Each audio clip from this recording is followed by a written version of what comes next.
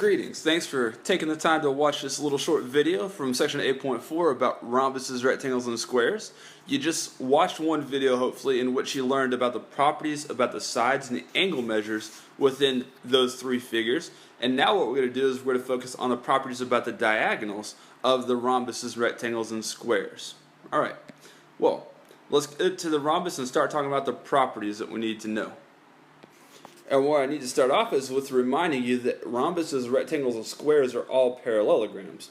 And as they are all parallelograms, that means the one property that you've learned about the diagonals of parallelograms applies to each of these three figures that we're getting ready to study in this video.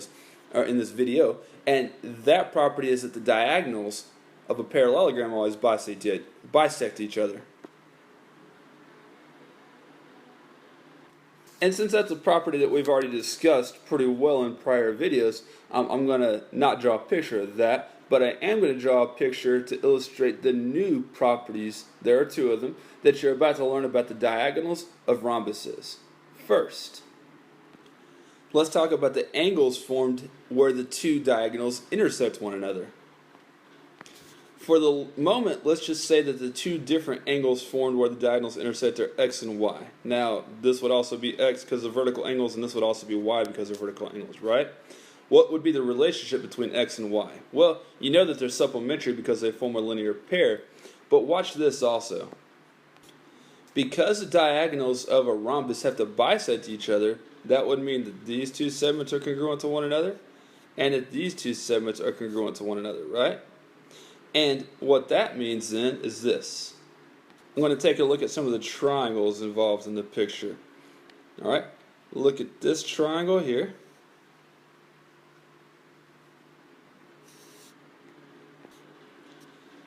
And then this triangle that's adjacent to it. And what can you tell me about those two triangles? Well, they have three pairs of congruent sides, don't they? I'm saying hypotenuses, that's a little premature for me to say that, but this side and this side are congruent to one another. Whoops, there's a second side I was trying to point to right there. Arrows all over the place. Alright, and then this side and this side are congruent to one another, and then the two triangles share this side right there. That orange and yellow triangle that I highlighted are congruent to one another by side, side, side. And as they're congruent to one another, their corresponding parts must be congruent, meaning that this value here and this value there have to be the same value. That means x and y are congruent angles that form a linear pair. They have to be right angles, don't they? Alright, so here's the first point I'm trying to make about the diagonals of a rhombus. They're perpendicular to one another.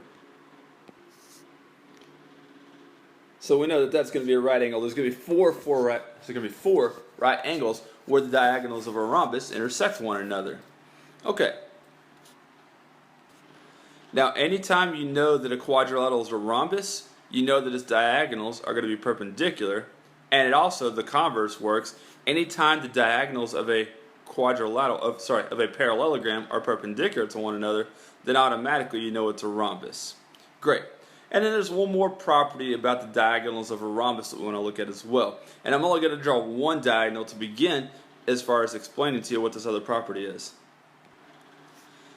Okay, now notice that when I draw one diagonal I make two triangles. And aren't those two triangles congruent to one another by side, side, side as well? Alright, and what's more is that those two triangles are isosceles triangles, and this is really the relevant part to what we're trying to do. The side, side, side thing doesn't matter so much. As they are isosceles triangles, we know that this angle, I guess congruence does matter, and this angle must be congruent to one another. Okay? Well, also, as this is a parallelogram, I can say that the alternate interior angles formed are congruent. So, for instance, this angle and this angle must be congruent to one another. Well, if all three of those angles are congruent to one another, alright, then this angle would also have to be congruent to them because of the isosceles triangle. When you draw the diagonal, a diagonal of a rhombus, it ends up dividing each of the opposite angles that are connected in half, right? These two halves were equivalent, these two halves were equivalent. That doesn't happen with every parallelogram. So, here's the point that I'm trying to make. Each diagonal in a rhombus bisects a pair of opposite angles. This first diagonal that I've drawn bisects this pair of opposite angles. And now I drew the second diagonal, and it's going to bisect these opposite angles. And ultimately, what you can kind of take away from that is that when you draw both diagonals in a rhombus, it creates 4 right triangles that are all congruent to one another. Okay? So, let's take a look at rectangles next.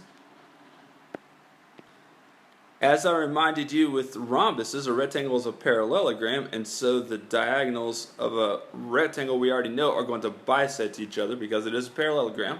But there is one new fact that you're going to learn about the diagonals of rectangles that's not true for every parallelogram. And I want you to think about what that property is and why it would be that way to begin. Remember that in a rectangle, one of the properties, as it is a parallelogram, is that both pairs of opposite sides are congruent to one another. Alright? Now with that in mind, take a look at this triangle right here. And this triangle that I'm going to outline in orange.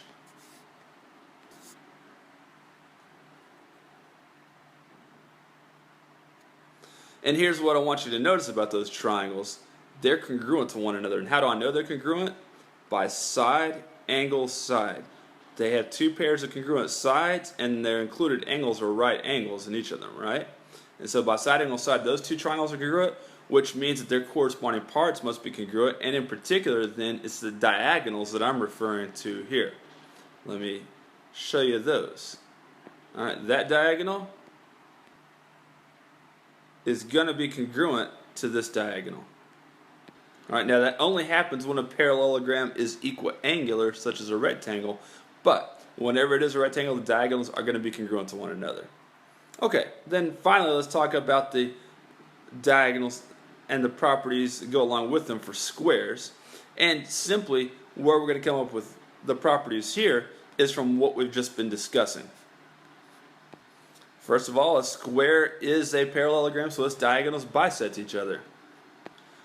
Also, though, remember that a square is really just a rectangle and a rhombus combined. It's equiangular and equilateral. And so, since a square is a rhombus, we can say that its diagonals are going to be perpendicular to each other. And we can say that each diagonal bisects a pair of opposite angles, because everything that's true about a rhombus automatically has to be true about a square, as a square is a rhombus. Everything that's true about a rectangle has to be true about a square as well. So we can also say that the diagonals of a square are congruent to one another.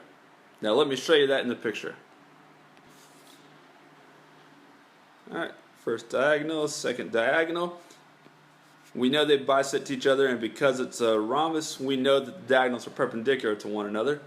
And we know that they bisect the opposite angles. Now in a square, since all the angles are 90 degrees to start with, what that means is that the diagonals create pairs of 45-degree angles. So that would have to be 45 degrees, this would have to be 45 degrees, and that would happen all the way around.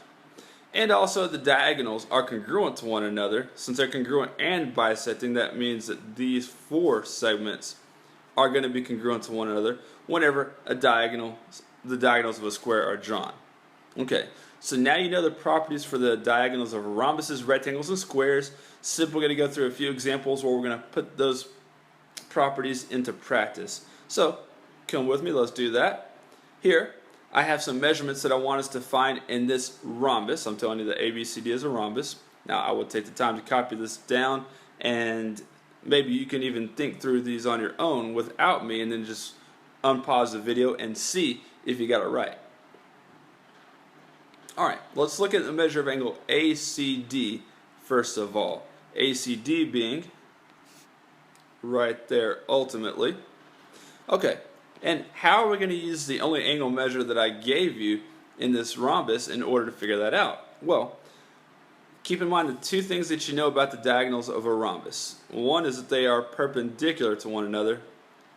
The other is that they bisect pairs of opposite angles, right? Now, it's the fact that they're perpendicular to one another that's going to help us out with the measure of angle ACD, because triangle DEC then has to be a right triangle, and so the 2 acute angles of that right triangle have to be complementary. You can simply do 90 minus 34 to to figure out that the measure of angle ACD is 56 degrees. Well, next we're trying to find the measure of angle ABC, so that's this angle right there. Now we're going to use two things here. We already have reminded ourselves that the diagonals of a rhombus bisect opposite angles, so we know that both of these angles are 34 degrees. And remember that this is a parallelogram as well, so the opposite angles must be congruent. Well, if you combine these two 34-degree angles, it makes a 68-degree angle. That's exactly what the measure of angle ABC is going to have to be as well then, is 68 degrees. It's going to be comprised of two 34-degree angles, just like angle ADC was. Now let's take a look at some distances. AE is the next thing I want you to find. Now you have to look a little bit off the picture to help you with that. I told you that AC is 18. Well, since a rhombus is a parallelogram and the diagonals bisect each other, that means that AE is going to have to be half of that, which is 9. Alright, great. And then one more distance I want us to find. I want us to find the length of this entire diagonal DB. Now here's how I'm going to go about that. I'm going to take advantage of the fact that 4 right triangles were created by the diagonals in order to help me find out what this entire distance is. And the way I'll do that is by simply finding the third side of this right triangle here. Now I happen to have made this a Pythagorean triple, which is kind of nice, but you know it's a right triangle. One leg is 9, the other leg is 15. That's a multiple of a 3, 4, 5 right triangle. Use Pythagorean theorem if you don't know Pythagorean triples, but when you do use Pythagorean theorem, you're going to find out that this part is 12. And then since the diagonals bisect each other, that means the other half of it, DE, would also be 12. So an entire diagonal DB would have to be 24. There's a lot you can figure out with just a measurement or two when you know about properties of rhombuses, such as the diagonals that we're looking at right here. Now let's take a look at the diagonals of a rectangle and find some measures here as well. All right, this is a rectangle, it says. And we're going to start with trying to find the measure of angle JLM. And I've just highlighted that angle right there. Now, unlike a rhombus, the diagonals of a rectangle don't have to bisect one another. Alright? So, for instance, if this is 51 degrees, this can't be 51 degrees, can it? Because in a rectangle, we know that we've got a right angle there. Alright, so the diagonals don't bisect one another. But it still is a parallelogram, so we know that the opposite sides are parallel. MJ would be parallel to LK, and thus the alternate interior angles would be congruent. So this angle would have to be 51 degrees as well. And since that's 51 degrees, and we know that angle L, the entire thing has to be a right angle, all we have to do is 90 minus 51 to find out our desired angle measure. And 90 minus 51 is going to give you 39 degrees. Next for angle MNJ, so the angle, whose vertex right there is where the two diagonals intersect one another.